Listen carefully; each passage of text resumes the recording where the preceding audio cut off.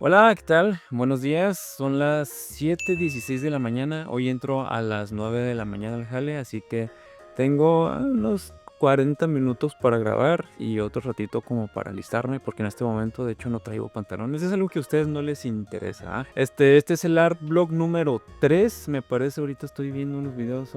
Sí, el número 3. No va a ser un podcast prácticamente como el anterior, que nunca creí que, la verdad, no creí que me fuera a aventar una hora hablando, que de hecho fue mucho más porque pues claro que estuve cortando las cosas que estaban ya muy redundantes y donde me trababa, ¿no? Pero aún así lo están viendo y están incluso hasta comentando. Y yo dije, mira qué cosas, qué agradables personas. Así que les agradezco mucho. Espérenme. Saluda, Garabato, saluda. Di hola, di hola, hola. Saluda, Garabato. Bien, ella es Garabato. Le puse Garabato al principio porque estaba mal dibujada. Pero ya se puso bien bonita, se puso un gapapato, de la burger, pues.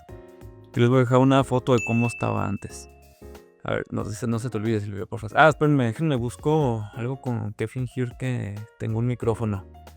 Muy bien, entonces, ¿de qué se va a tratar este art blog? Quiero hacer la segunda parte que les había comentado acerca de las ilustraciones que estoy haciendo para el libro de cuentos.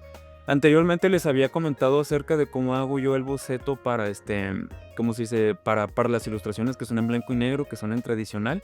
En esta ocasión les quiero contar cómo es el proceso de las ilustraciones que son digitales. Y quiero abordar, para que no sea exactamente lo mismo que el blog anterior, que no sea redundante, pues vamos a hablar un poquito acerca de la composición, del simbolismo y de las decisiones que voy tomando sobre la marcha respecto a la ilustración en sí, ¿no? Este libro de cuentos va a estar formado como por veintitantos cuentos para los que no vieron el video anterior. Entonces va a ser uno digital y una ilustración digital y una ilustración tradicional. Las tradicionales van a estar 100% blanco y negro. Aquí les estoy dejando un ejemplo de las ilustraciones por si quieren ir a ver el video de donde hablo de este tipo de ilustraciones, pues ahí les voy a dejar el link y también en la descripción. Y la otra mitad, que van a ser digitales, bueno, pues de esas vamos a estar hablando en este video, en este art blog, en esta mañanita de noviembre. De hecho, esto estoy grabándolo el 12 de noviembre de 2025. Manches, cómo avanza el tiempo. Increíble. Like, si estás viendo esto en 2026 o 2050. No manches, ¿te imaginas? Canijo. Pero bueno, la mayoría de estas ilustraciones las he estado haciendo durante stream, como este proyecto como este proyecto editorial ha ido floreciendo como que por sí solo, sin estarlo forzando. Poquito a poquito se ha ido desenvolviendo y como tampoco hay ninguna prisa por terminarlo.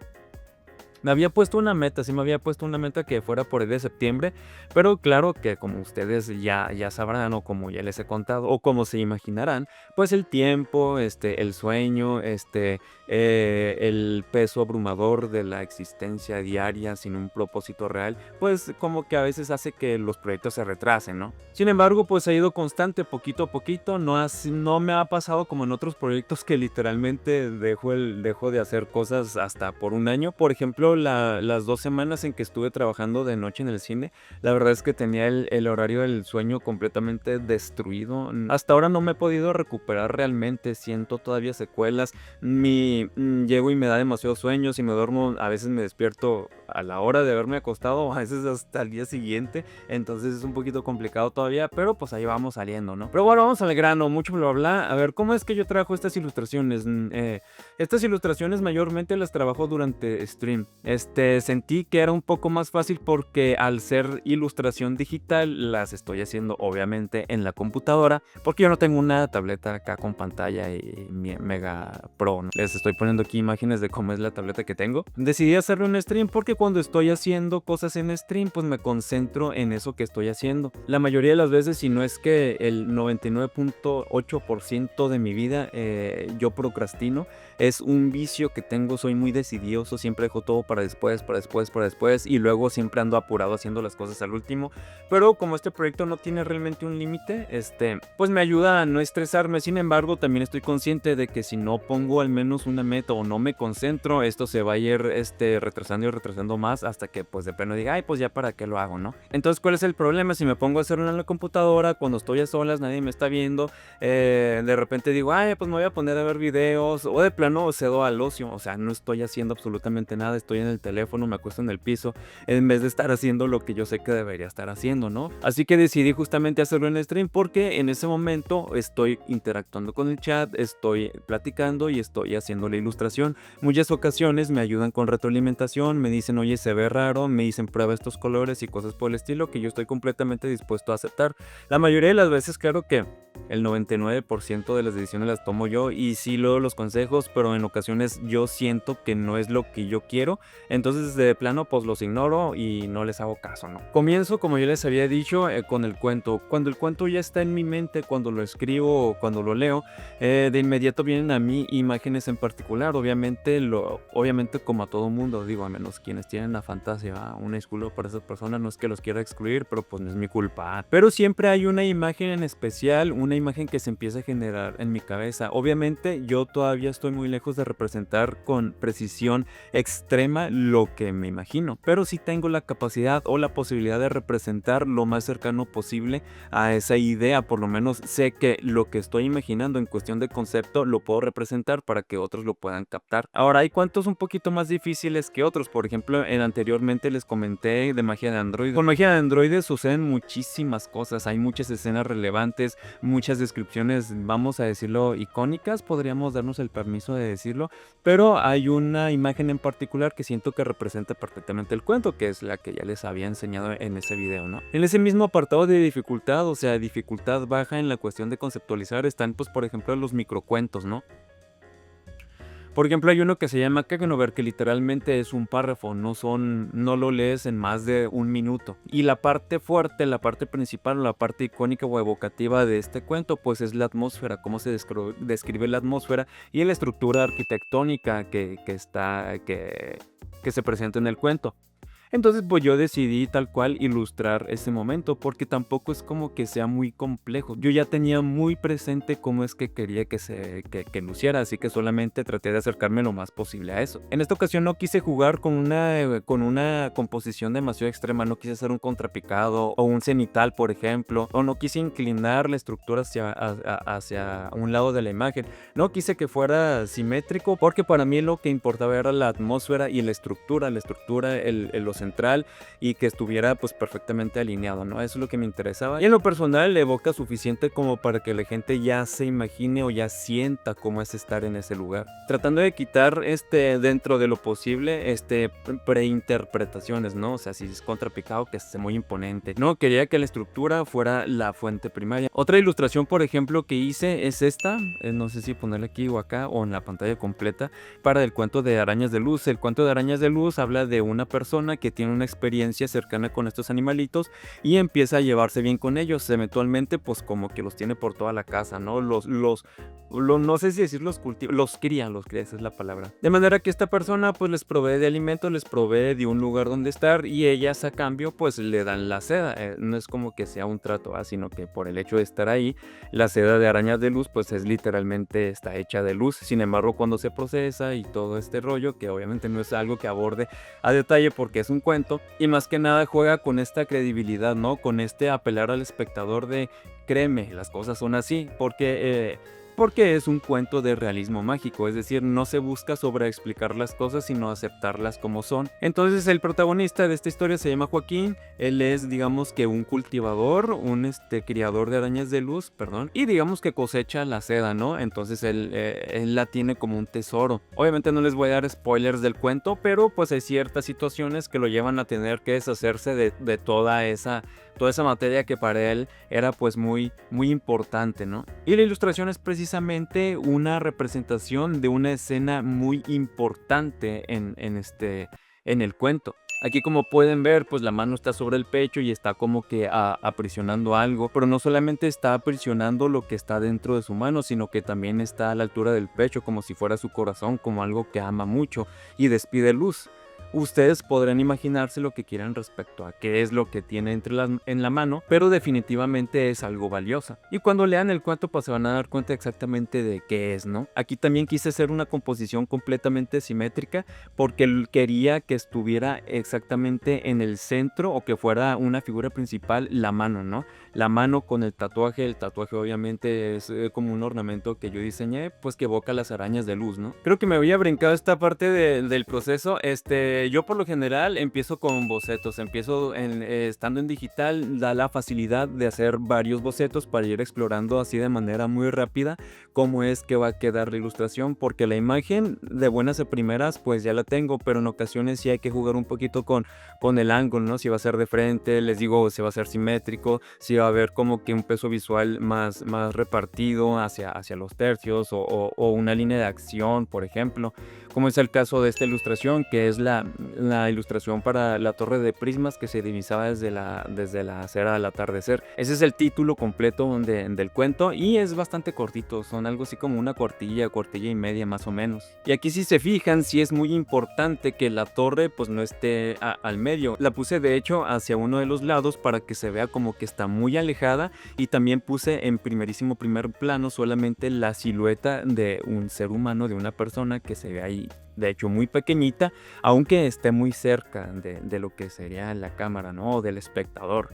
Y eso es justamente como para resaltar la monumentalidad de dicha torre, lo extraña que pueda ser y cómo está entre las nubes, cómo justamente es importante que la representación del ambiente sea durante la tarde, por lo tanto los colores rojizos, no tanto como haciendo referencia a otro simbolismo, sino solamente que es de tarde porque es justamente el instante en que se puede ver la torre, nada más. Después de hacer el boceto, depende cómo esté fluyendo yo en ese momento, o hago un line art para después agregar color, o directamente empiezo a jugar con la técnica para ver qué es lo que me va gustando más. Por ejemplo, en el caso de arañas de luz, lo que hice fue simplemente seguirme de largo, no me puse a hacer un line art así súper refinado. Lo que es la luz y lo que es el shading me puse a hacerlo directamente como si fueran rayitas, como si fueran líneas, una especie como de achurado, sin ponerme a pensar en si se veía bien o si se veía mal, porque en ese instante yo estaba en flujo, como le dicen, estaba en estado de flujo, y me puse a darle hasta que lo terminé. Fue una de las ilustraciones que hice más rápido. De hecho, creo que ya debe haber arriba un timelapse de cómo hice esa ilustración, que también les voy a dejar por acá y también en la caja de descripción por si quieren ir a verle. Caso contrario, por ejemplo, a la torre de prismas que se divisaba desde la acera al atardecer, porque en esta sí me puse a hacer inclusive un modelo 3D de la torre para poder hacer como que una aproximación más fiel a esta tridimensionalidad, y me puse a hacer las nubes con muchísimo más detalle porque quería que se vieran detalladas, esponjosas, como pintadas y monumentales. Entonces fue un proceso completamente diferente, pero no es como que yo ya tenga un proceso preestablecido para cómo voy a hacer las ilustraciones, sino que conforme voy haciéndolas, la manera en que las voy desarrollando pues es diferente en cada una. Me pasa algo curioso con estas ilustraciones porque es mucho de confiar en el proceso. Hay algunas que desde el principio voy viendo que me van gustando, y hay algunas que conforme voy avanzando siento que no van a quedar chidas, siento que están quedando mal, siento que estoy durando demasiado y no estoy avanzando o no está acercándose ¿cómo se dice? Al resultado que estoy deseando. Eso me pasó justamente con esta ilustración, la ilustración del cuento que se llama Esperando. Este cuento está también bastante cortito, les digo una cuartilla o cuartilla y media, tal vez dos, no recuerdo muy bien, pero habla de cómo una persona llega a la trascendencia durante su espera en una parada de camión. No está siendo narrado por él mismo, simplemente alguien más llega y empieza a hablar de esa persona, ve que está sentada, que está jugando con dos monedas de 5, mientras está viendo el horizonte, y de repente en un instante, sin saber cómo, ni saber por qué, ni saber para qué, la persona que es testigo de su trascendencia pues empieza a describirlo, ¿no? Y también cuenta algunas otras experiencias o impresiones que tiene al ver esa situación, al ver esa persona hecha un evento del universo, ¿no? Ya tenía pensado justamente la descripción que se menciona en el cuento, es tal cual lo que se ve ahí, es una persona con gorra, playera roja, pantalón azul, pero en el cuento se menciona que son tenis, el calzado son tenis de lona, pero cuando yo estaba dibujándolo simplemente pues puse los tenis negros, y eso siento que es válido porque en mi particular opinión siento que no es necesario que se represente de manera perfecta lo que se está mencionando en el cuento. A mí, por ejemplo, me gustan mucho las portadas que solamente hacen referencia o son como alegorías o insinuaciones de cómo es algún personaje o alguna situación o algún escenario sin que sea perfectamente como se describe en el cuento. Para mí el hecho de que aparezcan los personajes ilustrados tal cual como se los imagina el autor o como son descritos en el libro es el equivalente a poner el nombre del autor así en grandote o una fotografía del autor, ¿no? Así en la portada. Siento como que es como que, ay, ¿por qué me estás imponiendo esto? No quiero decir que es de mal gusto, simplemente a mí no me agrada, como que me saca de ese, como que no me da permiso de que yo pueda imaginarme otra cosa. Y el hecho de que haya variaciones, de que no sea exactamente la descripción de los personajes, de alguna situación o de algún escenario, me parece que es como una especie de permiso como para que tú también puedas imaginar cosas adyacentes o variaciones de lo que tú estás leyendo, porque pues al final la literatura en especial, el arte en general, pues es interpretar, ¿no? Es lo que yo estoy percibiendo, cómo yo lo interpreto, lo digiero, lo internalizo basándome en mis experiencias personales, ¿no? Los símbolos a los que yo tenga acceso, etcétera, etcétera. Y hablando justamente de símbolos, es muy importante para mí los símbolos. En algunas ilustraciones es un poquito más literal, ¿no? Por ejemplo, en Keknover literalmente pues no hay símbolos en sí, excepto alguno que les voy a platicar ahorita ya al final. Solamente es la representación de algo que está ahí. En la torre de prismas que se divisaba desde la acera al atardecer, pues el simbolismo en sí es la propia torre. Digo, leyendo el cuento se dan cuenta que es como una especie de monumento a la incertidumbre, ¿no? A la extrañeza, a la irrupción de lo raro, a lo extraño en lo cotidiano. Entonces en sí la propia torre es un símbolo, pero en la portada, la manera de componerlo, no hay otro símbolo excepto el que se repite a través de todas las ilustraciones que les voy a decir al final. Perdón que lo repita, pero pues es para que se esperen, para que lleguen al final. En ese intermedio entre lo casi literal y lo muy simbólico está, por ejemplo, Arañas de Luz, El Zorro y la Piedra, Magia de Androide, donde sí se notan características que son más simbólicas, como por ejemplo el resplandor, la luz, el ornamento que se ve en el dorso de la mano, el despliegue de las líneas que son pues casi divinas. Con El Zorro y la Piedra, las estrellas, ¿no? Las estrellas fugaces que se ven de fondo son también esta parte del cambio que sufre uno de los personajes, que pues no voy a spoiler, ¿verdad? Y en la parte muchísimo más simbólica está precisamente la ilustración de Esperando. La composición, para empezar, que haga referencia a una carta del tarot. Por ejemplo, si ustedes se fijan, arriba, en vez del nombre de la carta del tarot, viene el nombre de la parada, de la estación, y se llama Avenida Transfiguración. Entonces, obviamente, la transfiguración haciendo referencia a este cambio de estado, tanto mental como físico, como psicológico, como metafísico, ¿no? También, por ejemplo, si ustedes ven el mural del fondo, pues es un fénix haciendo referencia a la piedra filosofal, ¿no? A ese momento de revelación máxima en que alcanzas la trascendencia y te conviertes como que en el ser, la materia primaria, cuando ya asciendes por completo. Y también esto se reafirma muchísimo en la ausencia de pupilas, por ejemplo. Si ustedes se fijan, tiene un pequeño sutil resplandor en los ojos donde no hay pupila, haciendo referencia en que probablemente ya inclusive se perdió la identidad. El pasto crecido, que es justamente esta aseveración de que ya ha pasado muchísimo tiempo, de que esta persona ha trascendido el tiempo. Los colores, por ejemplo, de la vestimenta no son tan simbólicos, solamente busqué una especie de contraste que es muy muy utilizado pues en sí en los materiales audiovisuales, en el diseño de personajes. Por ejemplo, blanco y azul, ustedes recordarán de inmediato a Spider-Man o a Superman, ¿no? Que son los ejemplos más típicos que se ponen de este contraste o de esta combinación arquetípica que es el azul con el rojo. Pero por ejemplo, sí, en la gorra hay un símbolo que es la semilla original, que es parte de mi lore, simboliza el primer suceso, la conversación del vacío consigo mismo. Entonces el tener acceso a ese estadio, a ese estado mental que justamente pues está en la cabeza, ¿no? También en el pecho hay un árbol dentro de un octágono. A mí en lo personal me gustan mucho los octágonos y me gusta mucho esa palabra, octágono, que de hecho tal vez algún día les haga video de esa palabra en el otro canal. Y tiene un árbol. Para mí los árboles son muy significativos porque al menos en mi lore un árbol, digo, y en todas las culturas, ¿no? Ahí está el árbol de la vida de la cábala, ahí está el Yggdrasil, el de los 7, creo que son 7 u 8, 7 o 10 mundos de la mitología nórdica, el Telperion y el Laurelin de Tolkien, etcétera, etcétera, ¿no? Entonces para mí son muy importantes también. Entonces hay un árbol ahí que simboliza que simbolizan todas las posibilidades y todos los sucesos que son susceptibles de ocurrir.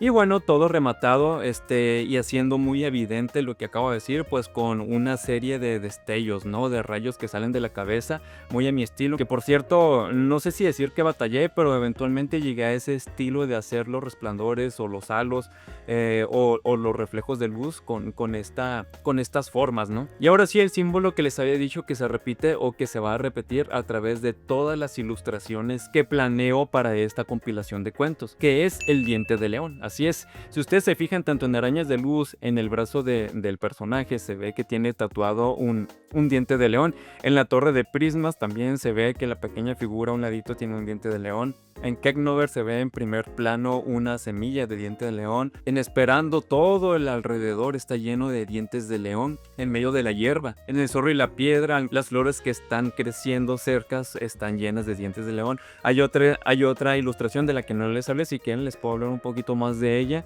Se llama Yacía, que habla justamente también acerca de cómo una persona se integra a la inmensidad tras quedarse dormido, tras no estar consciente o no tener la certeza de estar en este mundo. Se termina fundiendo con las cosas y se vuelve infinito. Entonces esto se representa justamente como tal cual, como si estuviera dormido. Alrededor de él están creciendo vegetación. De su cabeza sale un diente de león que desprende una pequeña semilla que hace referencia pues al alma, ¿no? Que ya ha trascendido. Y justamente en la parte superior está una representación de la cuadratura del círculo, el Axis Mundi, el acceso a un plano, a otro estadio de la conciencia más allá. Que bueno, si quieren oír un poquito más acerca del Axis Mundi y todo eso, pues eventualmente voy a subir algo al respecto, pero al otro canal, al canal de Soy Silverio, hablando un poquito acerca de la narrativa y de la significación de ese particular símbolo, ¿no? De ese concepto. Hola, ¿qué tal? Aquí Silverio Editor, una disculpa nada más para comentar que se me olvidó decir qué es lo que simboliza el diente de león. Bueno, en resumen, para no hacerlo muy largo, el diente de león, si se fijan, es una semilla que puede atravesar todas las fronteras, que puede terminar en el otro lado del mundo con un simple ventarrón.